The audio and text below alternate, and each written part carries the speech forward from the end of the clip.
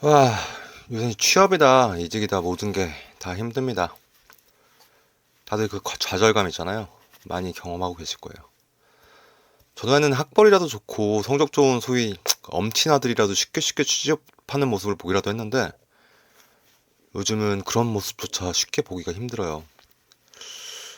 저도 이직 준비를 하는 입장에서 자존감이 바닥을 치고 침대에서 못 일어나겠고 이런데 이 영상을 클릭하신 여러분의 마음은 어떠실까 공감이 돼서 그나마 제 옛날 얘기가 도움이 될까 싶지 않아서 공부 못해도 그러니까 학벌 안 좋고 뭐 성적 안 좋아도 남들이 다 아는 회사에서 커리어 시작하는 방법에 대해 말씀드리려고 합니다.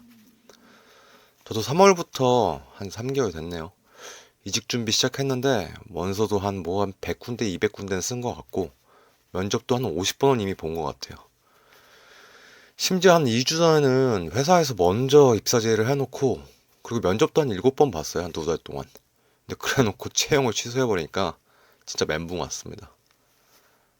무기력하고 다른 면접도 잡혀 있는데 자신감은 완전 바닥을 치고. 근데 아무 일도 안 하면 아무 일도 안 일어나죠. 저도 최대한 빨리 회복해서 자신감을 찾고 다시 지원하고 면접 봐야죠. 오늘 영상 끝까지 보시면 학벌이 안 좋고 학점이 안 좋아도 그리고 뭐 자격증도 없고 아무 연관 경력이 없어도 누구나 다 들으면 아는 대기업에서 커리어를 시작하실 수 있는 팁을 얻으실 수 있습니다. 요새도 좀 그런데 저도 처음 취업 준비할 때 자존감 바닥이었어요. 학벌도 별로고 학점도 별로고 토익 점수, 뭐 영어 점수 이런 것도 없고 자격증도 없고 뭐 봉사활동 같은 경력 뭐 하나도 없죠. 그랬어요. 일단 저는 평범한 대학교를 나왔어요. 뭐 서울연구대처럼 누구나 와 하는 학교도 아니고 뭐 유학생도 당연히 아니고 뭐 한양대, 성대, 뭐 서강대 이런 것처럼 공부 좀 했네 이런 학교도 아니고 말 그대로 평범한 학교를 나왔습니다. 근데 문제는 1학년 1학기 때랑 2학기 때 학점이 1점대였어요. 학사경고라고 하죠. 근데 그게 이제 2번 연속으로 먹다 보니까 말 그대로 투고생이었습니다. 이제 한 번만 더 받으면 자동으로 제적이 되는 그런 사람이었죠. 다들 공감하실 거예요. 1학년 때 뭐 술 마시랴, 또 여자랑 놀랴. 뭐 학교는 분명히 갔는데 수업 들어간 기억이 별로 없어요. 그걸 전 좀 남들보다 좀 심하게 한 것 같아요. 2학년 됐는데 뭐 C? C일까요? 뭐 C 이상 되는 점수가 하나도 없더라고요. 자, 그래서 2학년 끝내고 안 되겠다 싶어서 일단 군대를 갔습니다. 근데 군대 전역하고 났더니 더 막막하더라고요. 왜냐면 이제 남들이 이제 취업 준비를 하니까 학벌도 별론데 학점은 아직 1점대고 그 말은 매 학기 장학금을 받아도 3.0은 다 넘잖아요. 3.0이라도 넘기려나 싶고 근데 뭐 내가 기술이 있어 뭐 자격증이 있어 토익 점수가 있어 뭐 경력이 있어 뭐 그 흔한 봉사활동이라도 해봤어. 부잣집 금수저도 아니다 보니까 이게 현실적으로 뭐 먹고 살아야 되나 와 내 인생은 피워보지도 않고 그대로 꼬이는 건가 하고 진짜 심각하게 걱정이 되더라고요. 진짜 현실이 이제 다가온 거죠. 그래서 고민을 하다가 뭐 특별히 잘하는 게 없다 보니까 뭐 재능이 없다 보니까 그리고 뭐 꿈도 없다 보니까 취업해야 되는데라는 생각으로 그럼 일단 남들보다 취업 준비를 일찍 시작하자 한 게 이제 제 결론이었어요. 그냥 막무가내로. 그래서 2학년 2학기 때인가? 그때부터 이제 자소서를 써봤어요. 원서를 써보고 자소서를 써보고 뭐 지원만 주구장창 했죠. 근데 뭐 쓸 줄을 모르니까 그냥 인터넷에서 보고 따라하는 거 정도니까 뭐 될 리가 있나요? 뭐 그렇게 하면 한 1년 정도? 1년? 뭐 6개월 이렇게 쓰기만 하고 계속 떨어졌던 것 같아요. 그러던 와중에 이제 한국 회사만 있는 게 아니잖아요. 그래서 이제 외국계 회사도 써야 되는데 제가 영어를 잘 못하다 보니까 영문 이력서는 이제 선배들 뭐 유학 갔다 왔던지 뭐 저기 뭐 교환학생 갔다 왔던지 이런 선배들한테 도움을 좀 받았어요. 근데 도움 받으면서 이제 여기에는 뭐 쓰고 여기에는 뭐 쓰고 왜 쓰고 왜 이렇게 쓰고 이런 얘기를 듣다 보니까 이제 그게 좀 영향을 미쳐서 저도 모르게 그냥 원서라던가 뭐 자소서 이런 것들 쓰는 방법들 그런 실력들이 좀 늘어나더라고요.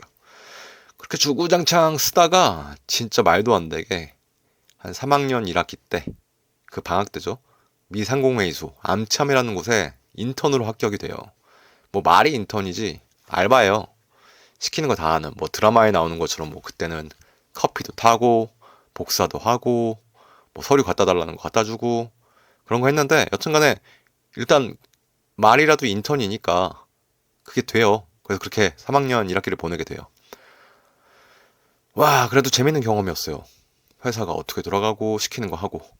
여튼 뭐 그렇게 방학이 2, 3개월 지나가고 또 이제 학기 들어갔는데, 뭐 학기 들어가서도 인턴하라고 방학 때 아무것도 안 했죠.